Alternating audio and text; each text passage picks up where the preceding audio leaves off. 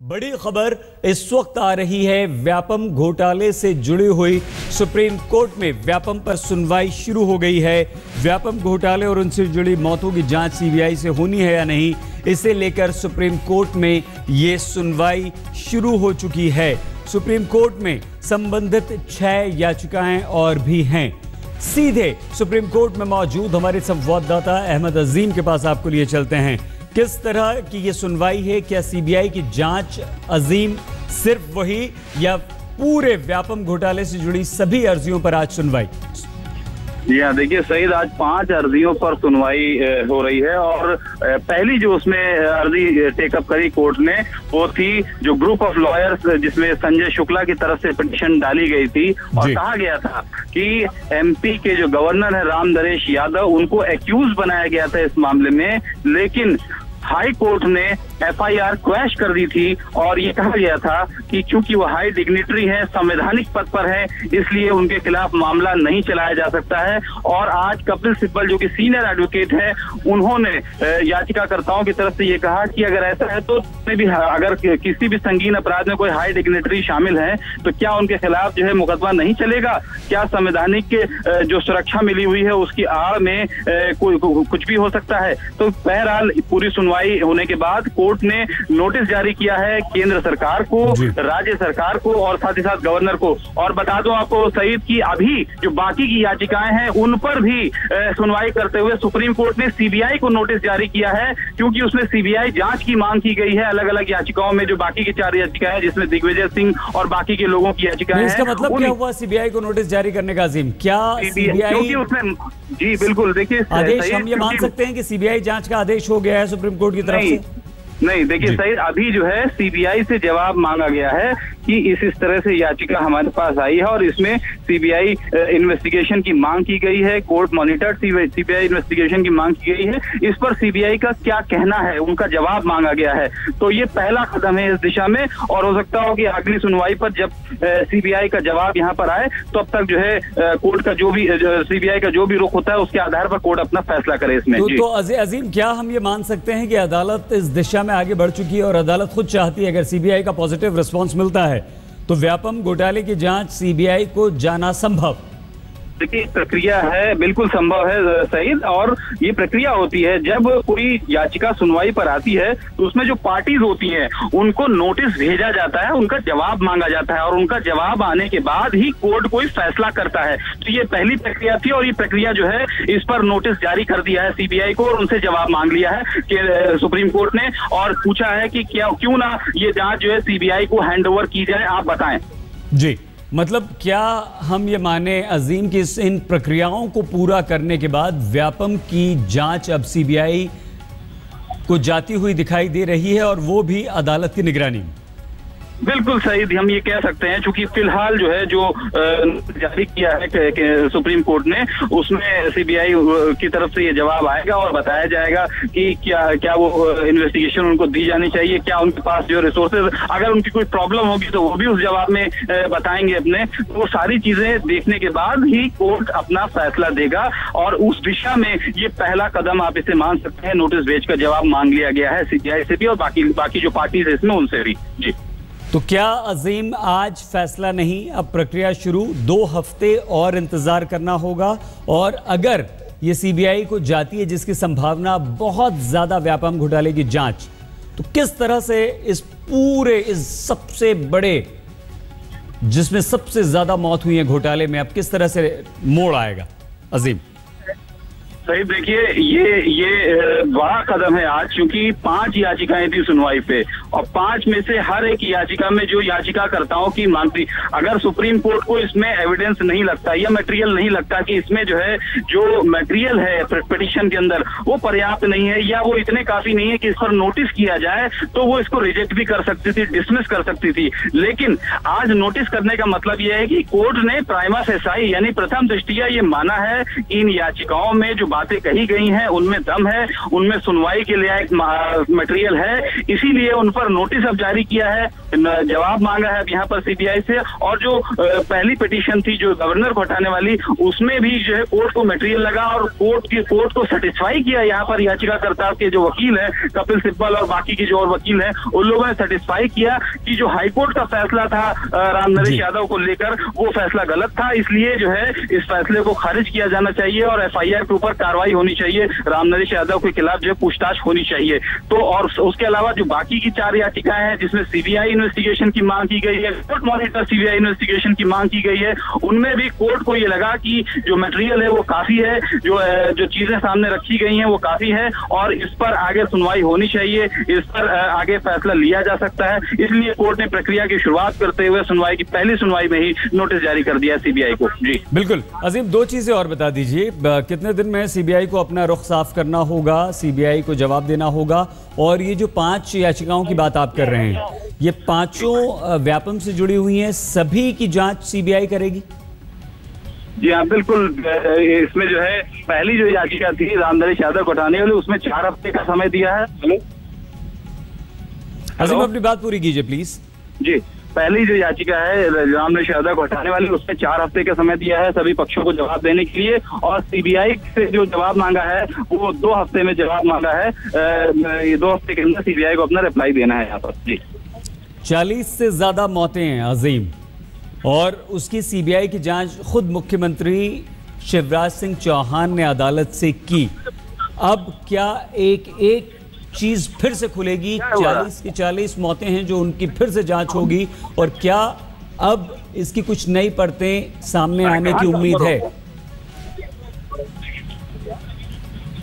अजीम, आवाज सुन पा रहे हैं आप हमारी? हमारा संपर्क इस वक्त हमारे संवाददाता से नहीं हो पा रहा है।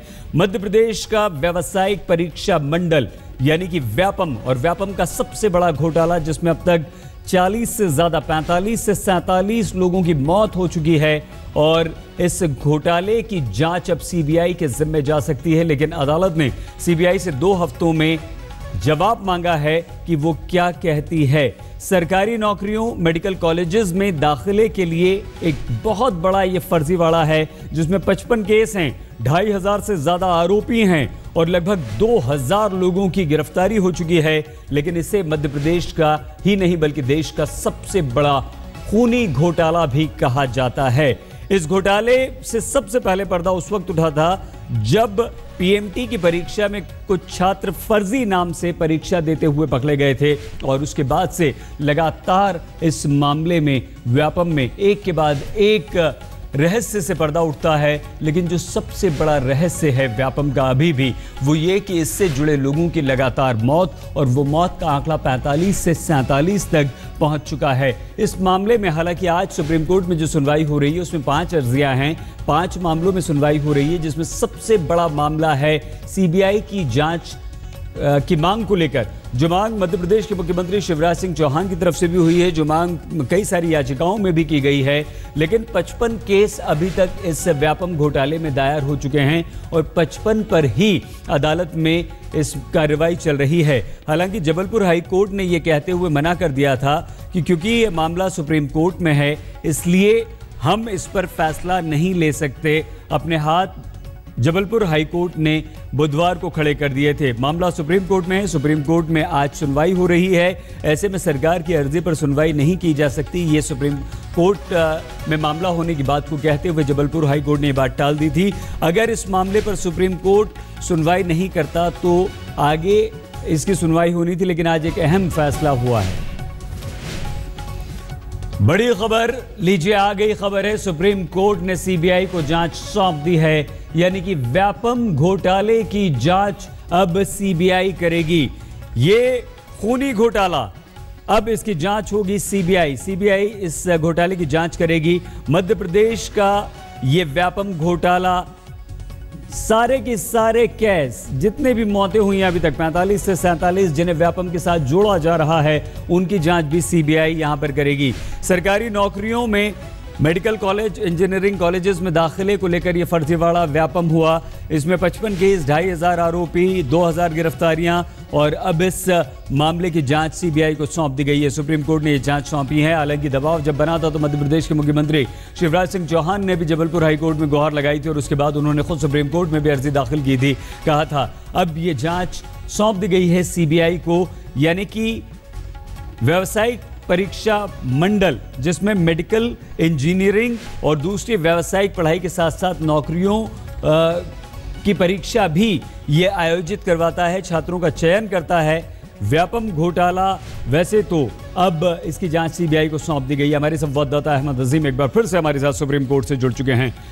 अजीम, अभी तक प्रक्रिया चल रही थी लेकिन अचानक से सुप्रीम कोर्ट को सौंपना, क्या अब आज इस वक्त से यह जांच सिर्फ सीबीआई करेगी? अजीम, या बिल्कुल, देखिए कोर्ट ने जैसे ही उस याचिका के ऊपर सुनवाई करी जिस पर यह कहा गया था कि ये जो जांच है सीबीआई को हैंडओवर कर दी जानी चाहिए, तो उस पर कोर्ट जो है नोटिस उसने इशू किया।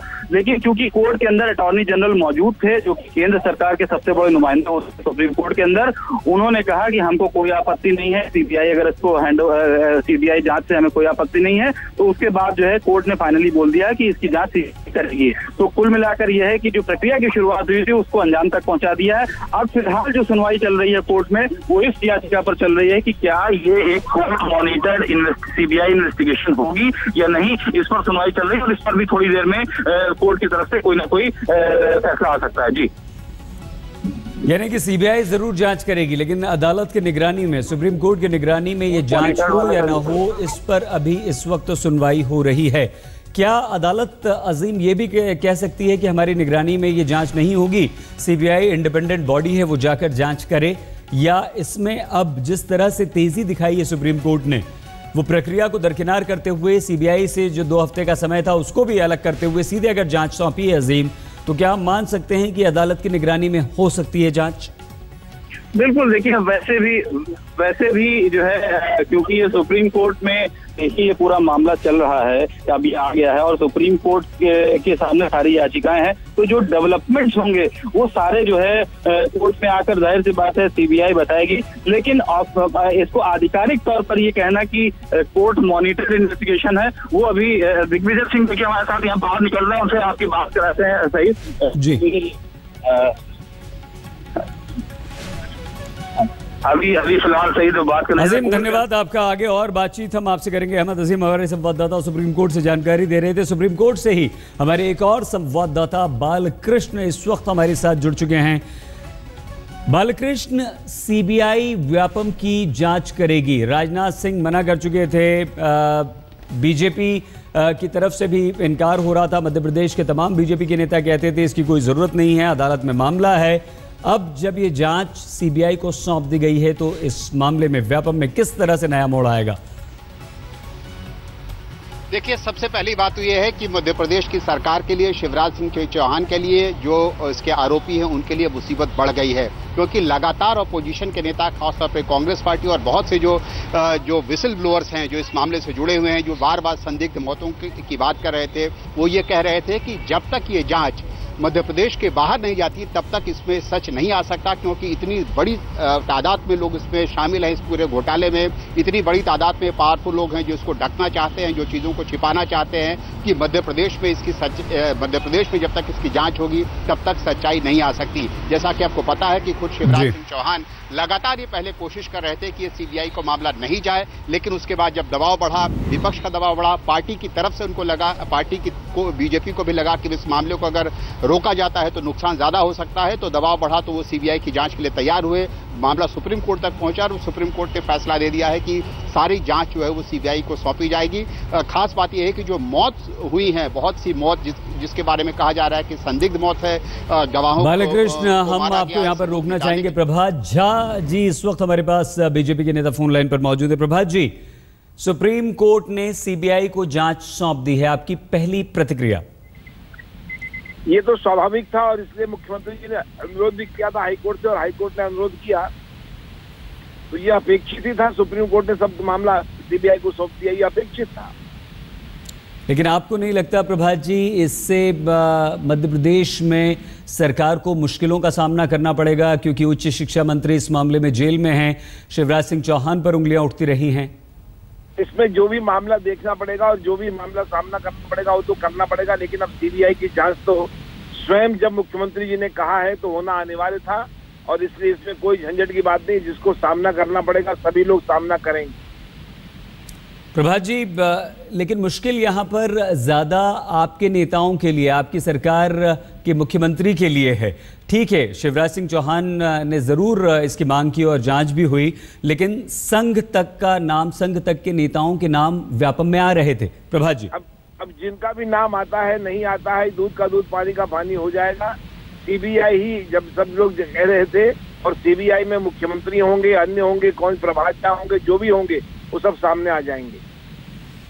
बहुत धन्यवाद आपका प्रभात झा जी। साफ तौर पर प्रभात जी झा का ये कहना है कि दूध का दूध और पानी का पानी अब सीबीआई की जांच से हो जाएगा।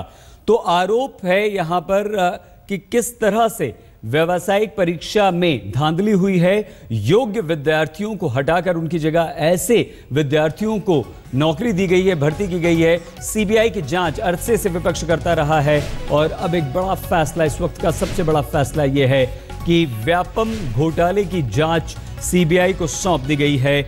मध्य प्रदेश के उच्च शिक्षा मंत्री रहे लक्ष्मीकांत शर्मा, जिनके शासनकाल में ये सारा घोटाला हुआ, इस वक्त जेल में हैं, लेकिन अब यहां पर केंद्रीय मंत्री उमा भारती से लेकर संघ के कई नेताओं के भी इसमें जो नाम आए थे, सबकी फिर से जांच होगी। मध्य प्रदेश में राज्यपाल राम नरेश यादव तक का नाम इसमें आया था।